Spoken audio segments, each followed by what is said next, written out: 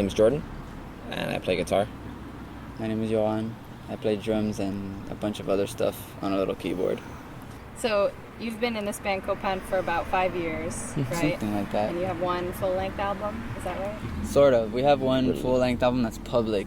We have 2 other ones that are like on private just because the sound is really different and we just weren't sure about keeping them out. And we have all kinds of qualms with them, but we have one that we just like openly promote and we're cool with everybody listening to. Yeah, the one that we currently have published. Yeah, the Outskirts.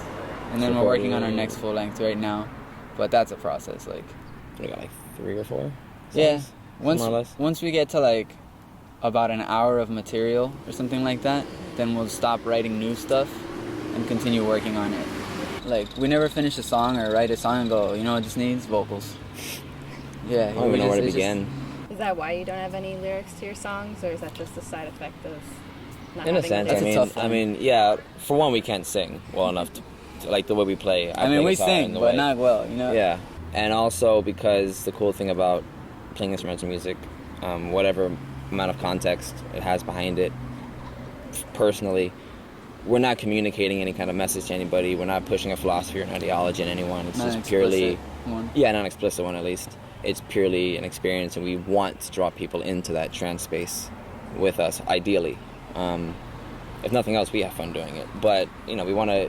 I feel like it's more inclusive because someone hears a line, they're like, I don't agree with that line, and they're pushed away. Yeah, people get turned off also by, like, certain singers and voices and stuff. Voices, types of vocalists. What does Copán mean, or what does it mean to you guys? I'm almost so bad at this question. Yeah, right? You should get it better, but... Copán is now found in modern-day Honduras, but it was once an ancient Mayan city. And it's very isolated now also, but it still has like modern city around it. So it's kind of like this idea of stacking, of just putting new on old, you know, like this like palimpsestic thing going. This is basically what I try to do with my looper pedal, right? It's like that's what we're trying to do. We're trying to take this stuff and put other stuff on top of it, and then we play on top of that, and then he plays on top of me. But and just, I mean, culture. They're one of the most important, arguably one of the most important First Nations in the Americas.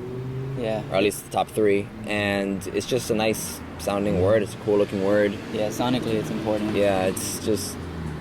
We're just fans, basically, of Maya culture. So we figure it's a cool looking name. Something like that. Eso. Eso. Yeah, right.